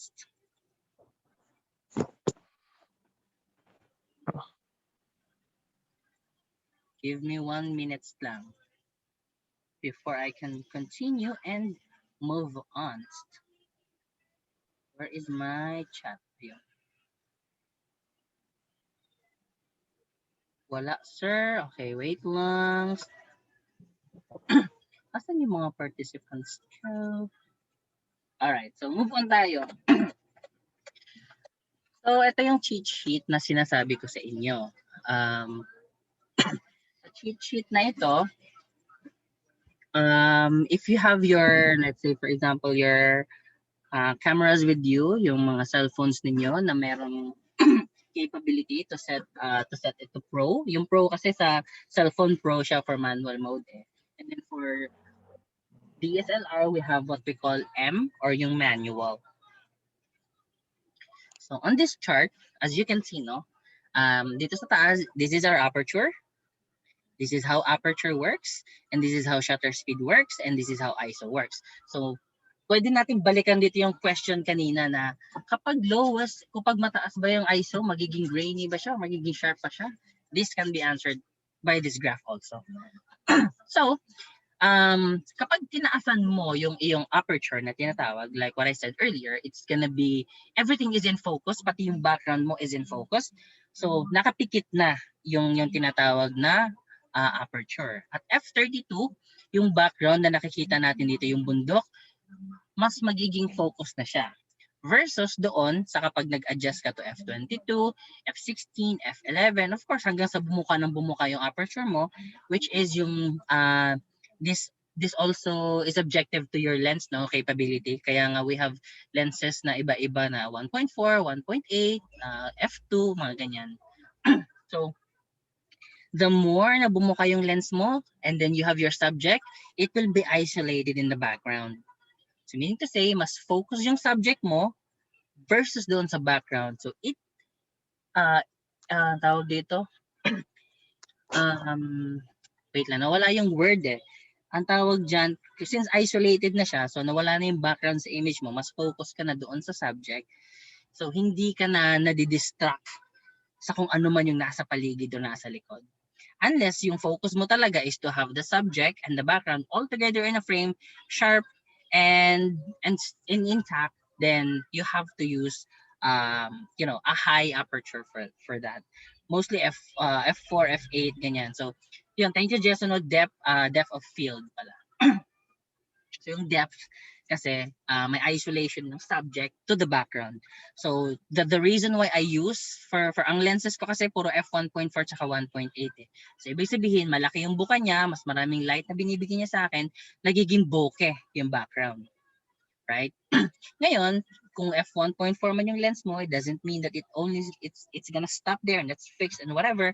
Kasi pwede siyang ma-adjust through camera settings ng lens mo to adjust up to f32. So, but at the same time, you still have to compensate for your ISO settings. ISO and your shutter speed. Alright, so at this point, do you have questions po in understanding the depth of field and how aperture works? Clear ba yung cheat sheet or confusing? Sir, tanong ko lang po. Go po. Na-change po ba individually yung aperture? Yan, that's a nice question. Yes, it can be changed. Say for example, ano yung camera na ginagamit mo? What's your name by the way? Bliselda po. Sorry. Bliselda, do you have a camera with you?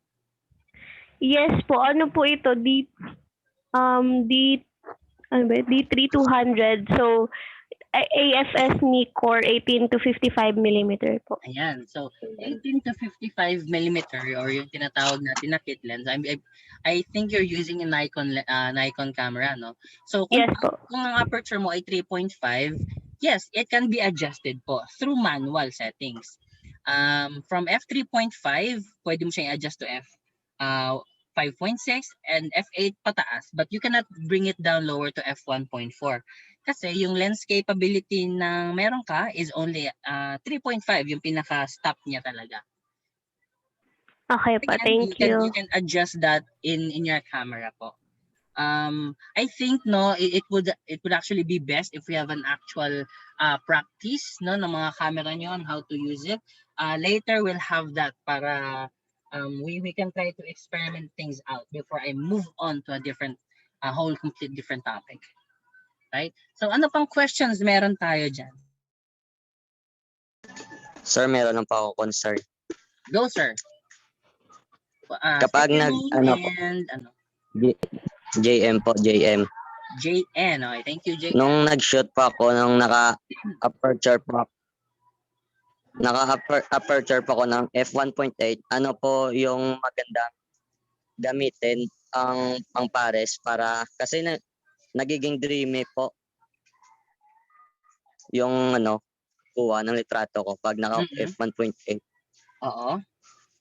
Siguro, saan po yung yung kailangan kong ipares, shutter speed or sa ISO po ako mag-a-adjust. Yeah, that's a very, very good question, no?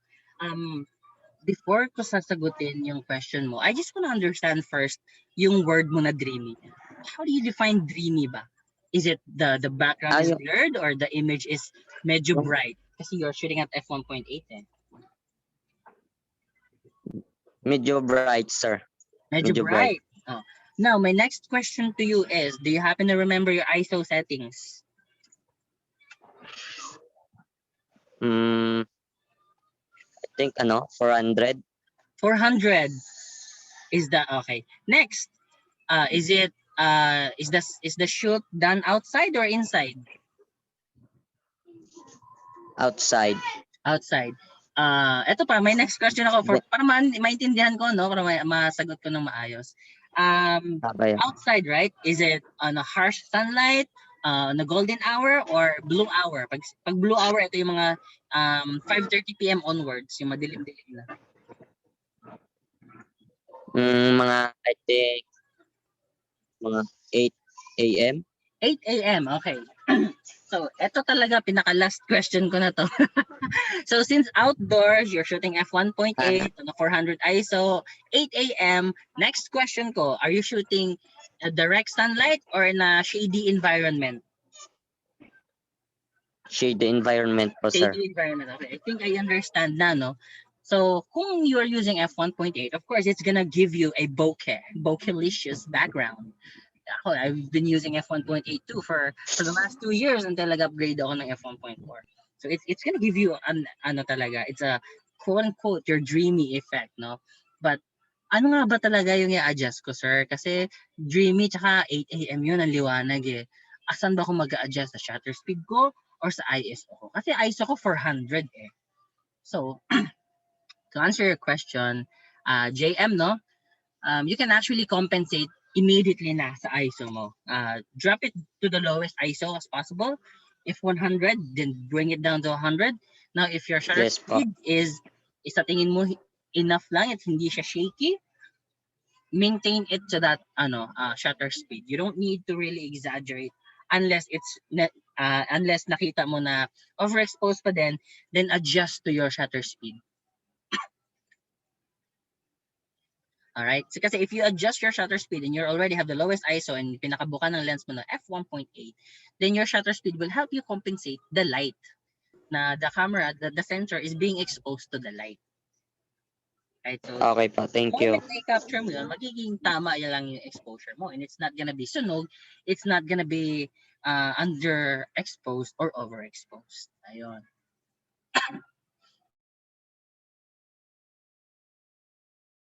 Okay, so yes. I hope I was able to answer your question. Thank you. So, thank you then.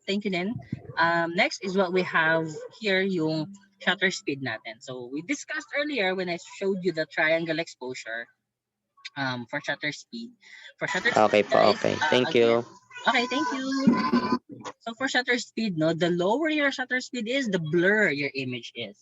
So kapag gusto nyo yung mga ganitong klaseng shots na mga long exposure, tinatawag dyan is long exposure. Ito siya. Wait lang ha. Let me show you an example, no? This is actually a perfect example of tawag dito. Long exposure, yung shutter speed na mabagal. Let me show you lang ha. This is a photo of my friend, no? And is actually one of the best, no, in the country. Let me just Scroll down ko lang ng very light. Funny. Hmm?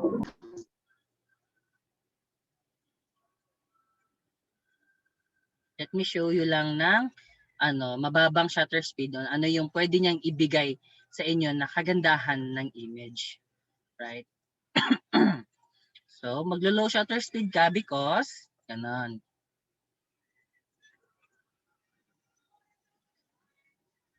Okay ha, wait lang ha. Try kong i-click to.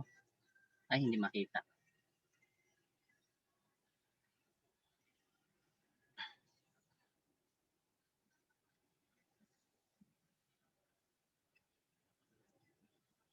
Wait lang guys. I hope no, kaya nyo akong hintayin. Kaya ko naman today eh.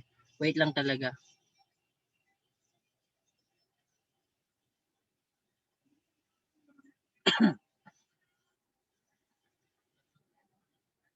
Sige, eto na lang. Ito lang nakita ko na image dito na mabilis eh. So, if you wanna use really like a low shutter speed, ito po yung pwede nyo ma-achieve po na image po. This is actually one of the best creatives I know in the country. So, ito. Ito ang photo ni Jiao. This one in the middle. Kapag low shutter speed ka, then you can create this kind of effect. Nakita nyo na ba on how this is done? Like yung BTS neto? So kung hindi pa, I suggest and recommend you to visit Jiao's page, no? And then look yung BTS neto. It's actually in TikTok also. So look for that in TikTok. Or i-share ko na lang later sa group chat para makita nyo on how this is done in a low aperture. Kasi low aperture yan eh. And those are actually the benefits of a low aperture setting po. But you have to ensure na meron kayong tripod, no? Para makuha nyo yung desired image nyo. So ngayon, ito naman din yung mga outputs na pwedeng ibigay sa inyo ng tinatawag natin na low shutter speed. Yung tinatawag natin na light trails or long exposure. So sa long exposure, of course, you have to ensure since shaky na yon at hindi na kaya ng capability ng kamay natin, then it would be best if we have something to put it to like a tripod or a book or a bag. Basta steady lang siya at hindi siya magagalaw kasi it can give you that magical effect in terms of your shooting. It can also be used in outdoors for landscapes. Kagaya nito, this is used with a tripod and then long exposure. So nagiging steady or nagiging flowy yung waves and all kasi if we go back to this, no? the lower your shutter speed is, it's gonna give you emotion blur kasi. And it doesn't mean na kapag gumamit ka ng low aperture or low shutter speed, pangit na yung shot mo. Or hindi rin may ibig sabihin na kapag gumamit ka ng mataas na shutter speed, pangit ang shot mo. But it is actually subjective too. Depending on what you're trying to capture and what you're trying to deliver as an image and kung ano yung mga bagay na gusto mo i-expect sa yung photo. So now, if you're shooting weddings, syempre dapat mabilis talaga yung shutter speed mo. Sa team namin, we are required to use 200 shutter speed pataas rather than 125. Kasi fast-paced events yon, and since fast-paced siya, kailangan yung mga moments na nakikita mo na nagkatawanan sila, makukuha mo kagad, na yung nagsasayawan sila or may mga emotion, nag-iyakan, dapat mabilis ka. And then, a fast shutter speed will help you capture that moment. It will help you win that shot. Right? Kasi mabilis Right? Compared kapag nasa wedding ka, nag-shoot ka ng ganito kababa na exposure, edi naagnas na yung mukha ng couple nyo, no? Na pag pinicturean nyo. Kasi if you want to use also a shutter speed of 1/25 of a second, then yung mga portraits na ito, I think it works perfectly fine just that. Kasi hindi naman magalaw yung mga model, steady lang naman sila mag-shoot. So I think 1/125 is enough or sakto lang siya. Right? So, what questions do we have so far? Cute. Yan talaga. Cute lang talaga tayo dyan. Right, what questions do we have so far in shutter speed? Do we understand how this works and how we can benefit from it by using on a day-to-day perspective?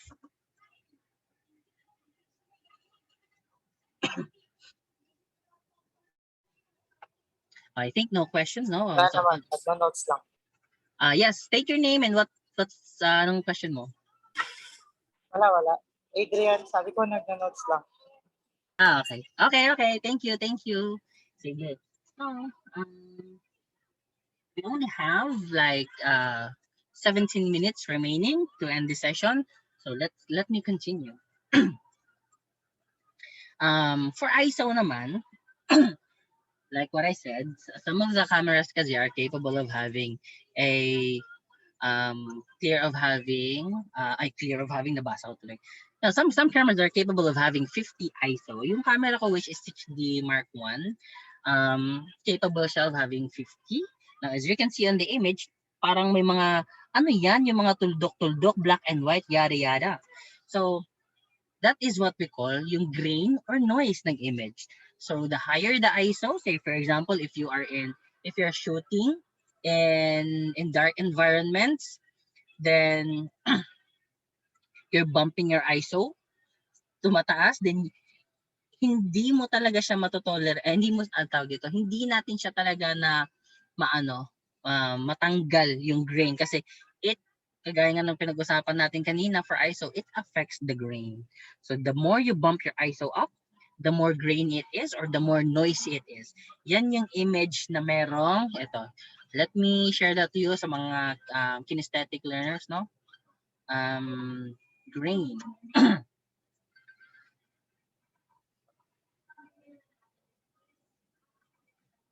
Okay. Give me 1 minute. So guys, share ko lang kung ano yung grain, no? Ito po yung grain sa photos. Char lang, no? That's not the grain you think, ha? But this is the grain we think, no? Nakita niyo ba yung image na to? But parang siyang something odd and something's not right in the image. Parang ang dumi. Right? That's what we call your noise, guys. Yung mga maliliit na tuldok na parang red, green, blue, na maliliit kung titignan, yan po yung noise. Ayan. Noisy image siya, madumi. Ito. Yan. Noise yan. And each time you bump your ISO up and it's not properly compensated, especially in low light settings, then magiging noisy talaga siya. Ito, mga ganyan. Kahit sabihin natin na merong remedy sa noise or remedy sa grain in terms of post-processing, but it would still be best to, wait lang saglit.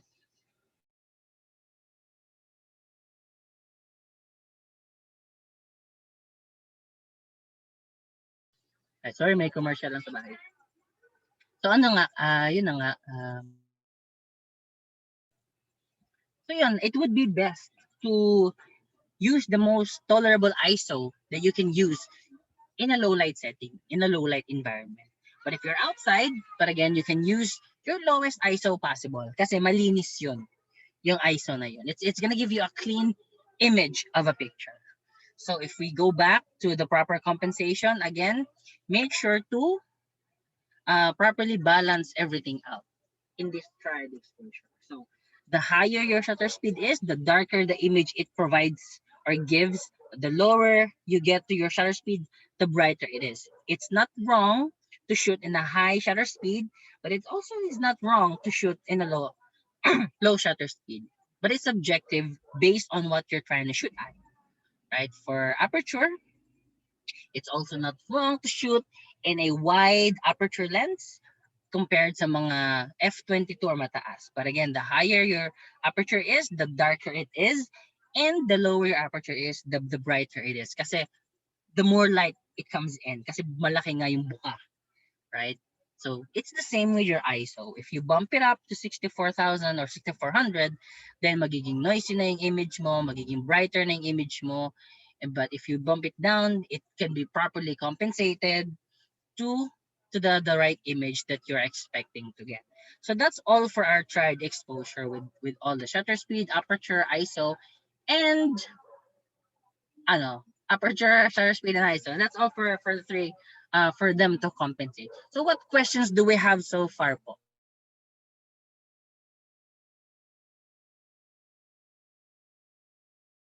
Sige, I'm gonna open the table for now in asking questions for tried exposure.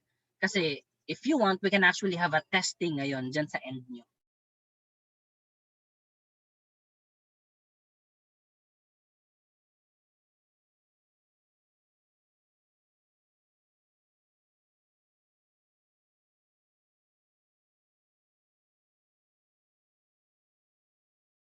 Hello! Hello guys! Guys, pansinin niyo ako!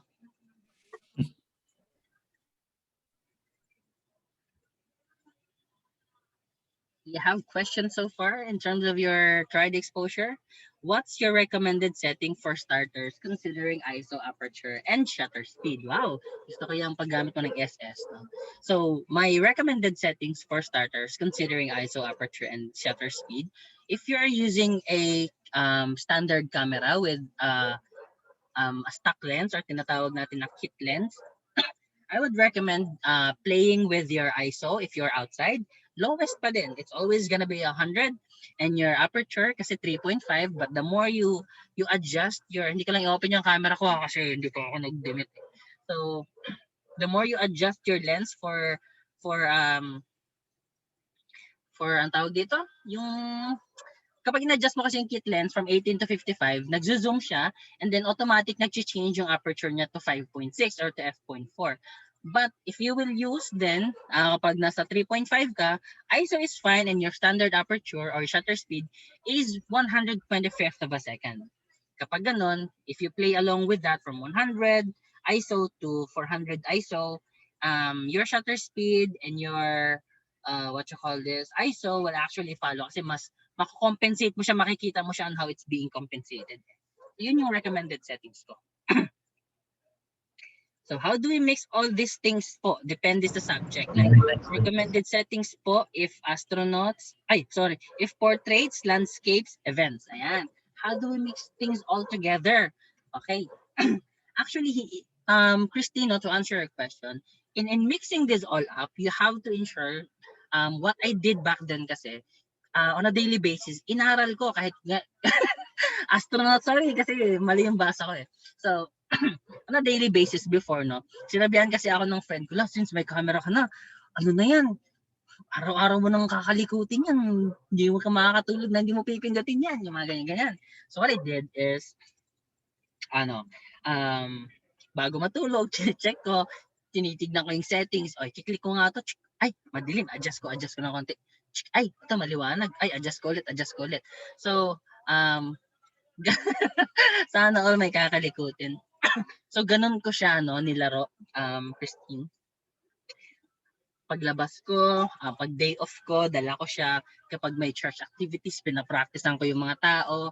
Yung sa office dati, yung sa dati kong company, sa before na work ko, pag may mga event doon, pinagpa-practicean ko yung mga tao. Nag-enjoy ako at the same time kasi na-exempt ako sa work tapos nag-enjoy ako sa kaka-picture ng mga tao. At the same time, nalalaro ko yung tried exposure. Sabi ko, so ganito pala yun, yung mga, this is how it works pala in this kind of setting. Ay, this is how it works pala kapag ganito. So, over time kasi, the more you keep on practicing, the more you keep on shooting, the more you remember your settings kasi. And once you remember those settings, magiging embedded na siya sa utak mo. Eto maliwanag. Eto yung settings ko. So, mayabang ka na ngayon kasi alam mo na yung settings mo. But that's fine. At least you know for yourself that there is progress in everything you do. And since this is a learning curve to all of us, this is not gonna be an overnight or an hour, this is not just an hourly thing. But this is gonna help you learn in the process na makikita mo na along the way, nagpa-progress ka. So, ganun siya. Ganun mo siya ma-incorporate sa buhay mo. So, may mga sample tuloy. May mga sample shots ka po ba? Okay, sige. Nabubulo lang siya extra kasi parang may-brush siya ka. So, for that, meron ako mga sample shots. Of course, eto. Sige. Eto, yung mga sample shots ko. These are, I took this in 3 different places, in 3 different times, and in 3 different years. Siguro 3 different years. This one, this shot I took in Cebu. I was using a 50mm f1.4 lens. As you can see, the background is really blurry, sobrang bokeh, bokelicious. And in that, kasi pinaka ginamit ko na lens dyan is 1.4. So, ibig sabihin, malaking-malaki yung buka ng mata, the more light it comes in.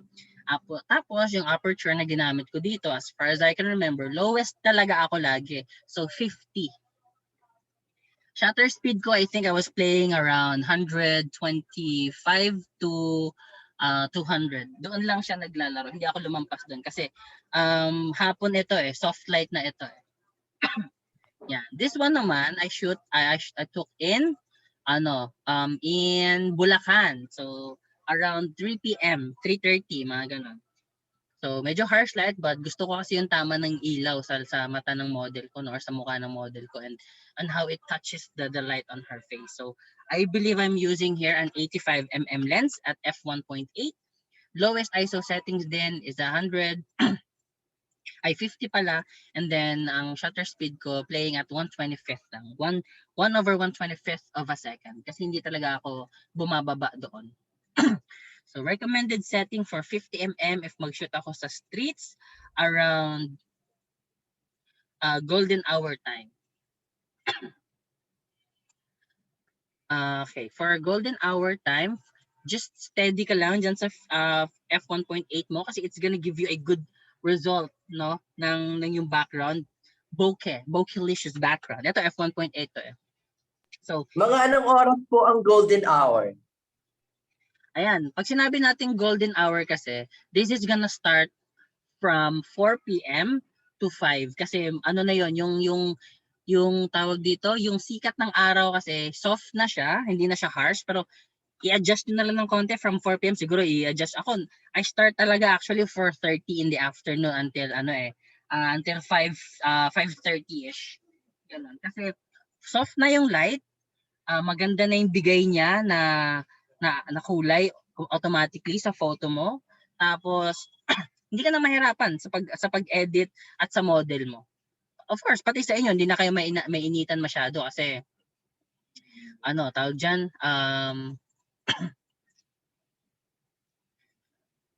ayun, hindi na siya masakit sa balat. Right? So it's perfect to shoot around that time, mga hapon talaga. 4 p.m. to 5:30ish. Sunset. Yan, tama yan, yung sunset na siya. So this one also, I took in Subic. Kasama ko dito si Josh Pandillo, no? I believe Josh is here with us in the session. So Josh, let's go back to Subic. This was during no COVID pa. Mahirap kasi may COVID, hindi na makapag-travel, limitado yung travel natin. So sa Subic, around 4:30ish, golden hour din. Using an 50mm f1.4 lens, ISO I believe around 200 kasi madilim yung sa area, and at the same time yung shutter speed ko is around 1/25 lang din, hindi lumalampas ng 200. So ano nga ba yun, may chat dito. So ano po yung tawag sa liwanag around 6 a.m? Sunrise. Sunrise po siya. Sunrise. So if you're asking me what's the best time to shoot, no, in order for you to give good results in your photo, you can start shooting at around 6 a.m. to 8:30 kasi yung 8:30 hindi pa masyadong harsh, tolerable pa yung liwanag, and then soft light pa din siya somehow. But if you shoot around 9 a.m. tapos alas 12 hanggang alas 3, I'm not sure if it's gonna give you a good result, but if you are used to harsh light and if you really wanna take control of the harsh light in your photos, then do it. Kasi hindi din naman masama, no, na mag-shoot kayo during those time frames kung outdoor. Pero kung indoor, fine, whatever time you have kasi indoors naman controlled lighting environment siya. Pero if you shoot during those times tapos tirik yung araw, nasa labas kayo, baka naman maging mukhang zombie yung models nyo kasi yung shadows ng mata dahil nasa taas nga yung liwanag, nasa baba ng eye bags yun. Right, so ganun siya. Yun yung mga recommended ko na time for you to shoot.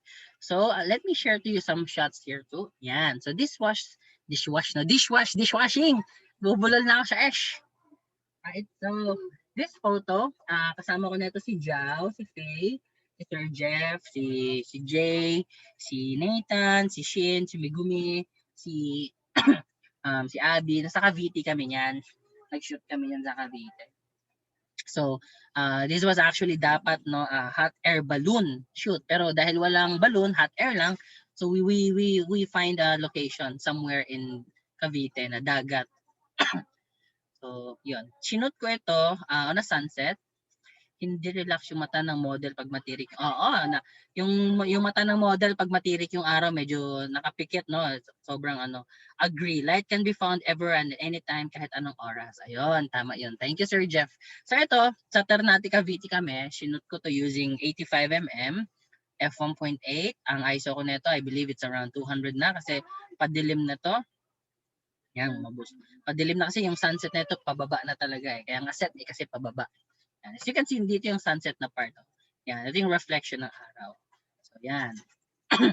So, ito din, sinot ko sa Cavite. Together with Jeff, Jal, Nathan, Jay, Gab, Abby. Ito si Abby model namin. Si Shin Migumi, yung isa kanina. So, 85 mm din. Same settings, hindi naman ako nagva-vary. 85 mm for the win. Ganda ng pagka-warm ng pic. Oo, thank you. So, itong pagka-warm ng pic, hindi naman talaga to warm. May ginawa ako dito na tinatawag natin that we will learn on Friday or perhaps tomorrow, no? Half an hour. Or baka Friday na talaga. Ginawa ako dito is nag-radial filter ako dito. Na-radial filter ko ito and then in-adjust ko yung warm para mas maging warmer yung tignan yung image ko overall. Yan. Same with Abby. Yan. Eto si Shin, nag-shoot kami nito. Doon nga to sa hot air balloon na walang balloon, hot air lang. Right? And then eto, yung aquarium shoot ko together with PJ. Ang ginamit kasi indoor to madilim to.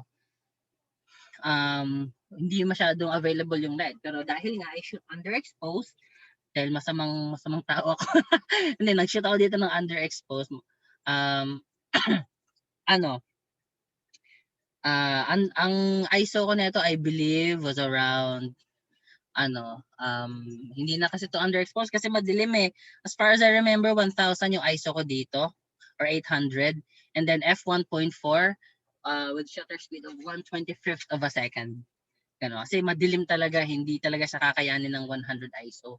So the reason bakit ko binump yung ISO ko to 800 kasi if I will shoot using a low ISO, ang mangyayari is magiging grainy, magiging madumi na yung photo. Ito nga, medyo madumi na nga titignan yung photo. That's the best that I can bring it on. So medyo nagkamali ako dahil napaka-quick shoot lang yan.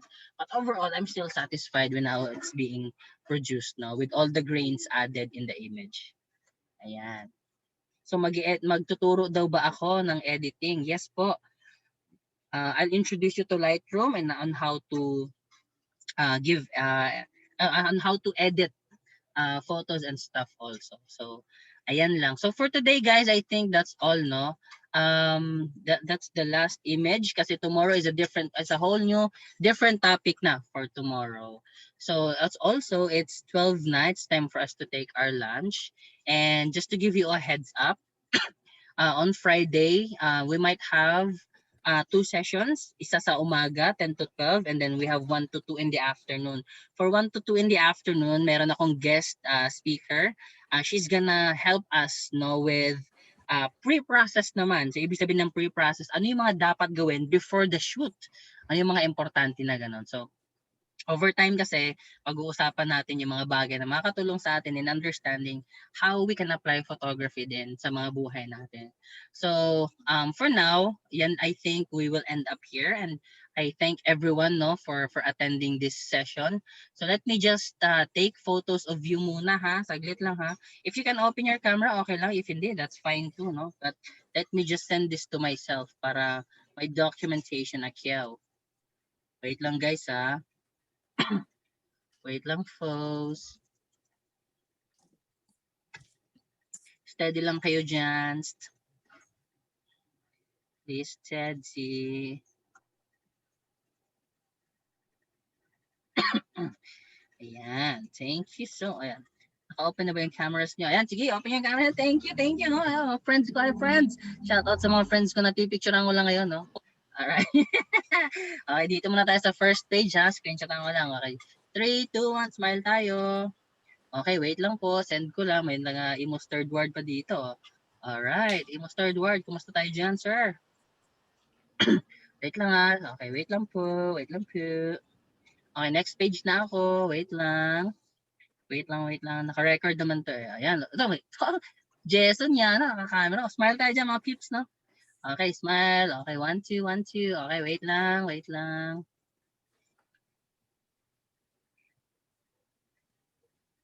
Wait lang ha. Last na to. Alright. Yun.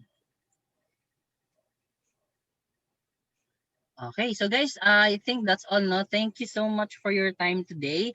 I'll see you again tomorrow, no? We'll have a lot of time. So please, yung mga hindi pa nakapag-attendance sheet, let me know para i-track ko yung names. So, kasi I have something for you in return then for attending the session.